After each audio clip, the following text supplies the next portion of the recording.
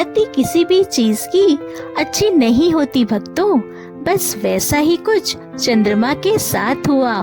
कहने को तो चंद्रमा एक देवता है जो धरती को शीतलता प्रदान करते हैं, लेकिन उनके द्वारा भी कुछ ऐसी गलतियां हुई जिसका भुगतान उनको आज तक करना पड़ रहा है।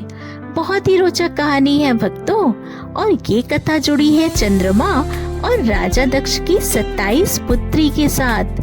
राजा दक्ष वही है जिनकी एक पुत्री का नाम सती था।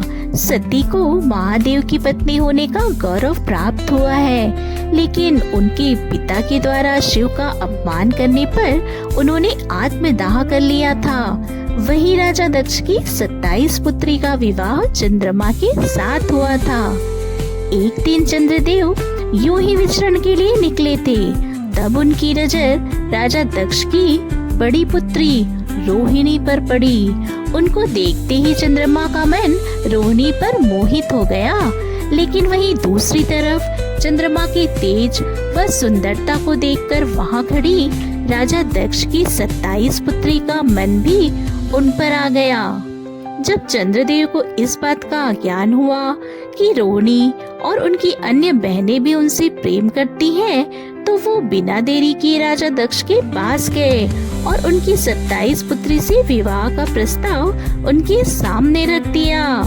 राजा दक्ष यह देखकर आश्चर्यचकित रह गए, लेकिन उन्हें अपनी पुत्री की इच्छा के कारण अपनी 27 पुत्रियों का विवाह चंद्रदेव के साथ कर दिया, जिसके बाद सभी चंद्रदेव के साथ चंद्रलोक के लिए चली गयी।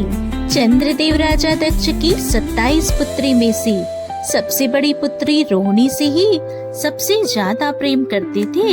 इसी कारण ज्यादातर समय उसी के साथ बिताया करते थे।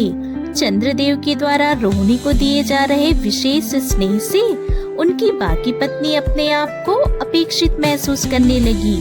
चंद्रमा के द्वारा उनके साथ किया जा रहा यह व्यवहार उनसे सहन नहीं हुआ और वे अपने पिता के पास चली गयी। राजा दक्ष अपनी सभी पुत्री के इस प्रकार अचानक आगमन से चौंक गए।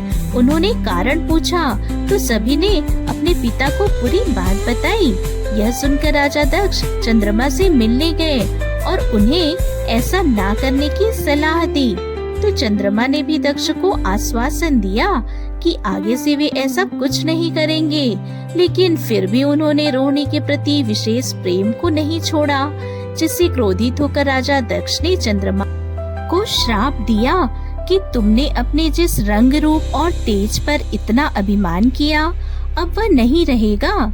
राजा दक्ष ने चंद्रमा को क्षय रोग से पीड़ित होने का श्राप दे दिया, जिसके कारण चंद्रमा का तेज हमेशा के लिए चला गया।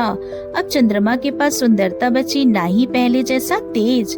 ब्रह्मा जी ने चंद्रदेव को इस श्राप से मुक्ति पाने के लिए शिव की तपस्या और शिवलिंग की स्थापना का कहा। मान्यता है कि 12 ज्योतिर्लिंगों में सर्वप्रथम ज्योतिर्लिंग सोमनाथ की स्थापना चंद्रदेव के द्वारा ही की गई थी। इसके साथ ही उत्तराखंड के रुद्रप्रयाग में चंद्रशिला पहाड़ी पर भी चंद्रदेव ने शिव की तपस्या की थी, इसलिए ही उसका नाम चंद्रशिला पड़ा। चंद्रमा की भक्ति को देखकर भोलेनाथ प्रसन्न हो गए। उन्होंने चंद्रमा से कहा कि वह श्राप को पूरी तरह विफल नहीं कर सकते, परंतु उसके प्रभाव को कम अवश्य कर सकते हैं।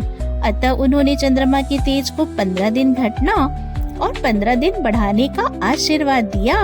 इसी कारण आज तक कृष्ण पक्ष में चंद्रमा का तेज लगातार 15 दिनों तक घटता जाता है और फिर शुक्ल पक्ष में 15 दिनों तक बढ़ता जाता है और पूर्णिमा के दिन अपने शिखर पर होता है। उसके बाद से ही भगवान शिव हमेशा अपनी जटाओं में माँ गंगा के साथ साथ चंद्रदेव को भी धारण किया करते हैं।